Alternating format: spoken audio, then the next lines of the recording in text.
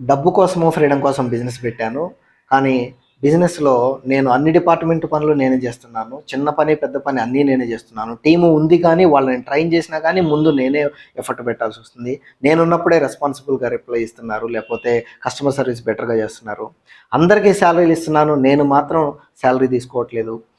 తర్వాత మా కస్టమర్స్ అందరూ హ్యాపీగా ఉండటం కోసం నేను కాంప్రమైజ్ అవుతున్నాను గానీ, కాంపిటీటర్స్ ఎదిగినంతగా నేను ఎదగలేకపోతున్నాను. సండే రోజు కూడా నా ఫ్రెండ్స్ పిలిస్తే కూడా వాళ్ళన్నా ఎంజాయ్ చేస్తున్నారు. నేను సండే రోజు కూడా వర్క్ చేస్తున్నాను. లేకపోతే బంధువులు, లేకపోతే ఫ్రెండ్స్ ఏదన్నా ప్రోగ్రామ్స్ పిలిచినా గానీ ఫ్యామిలీతోటి ఎళ్ళలేకపోతున్నాను.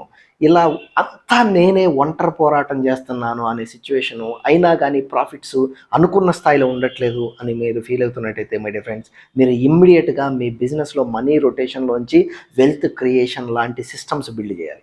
అందుకు మీ యొక్క అవేర్‌నెస్సు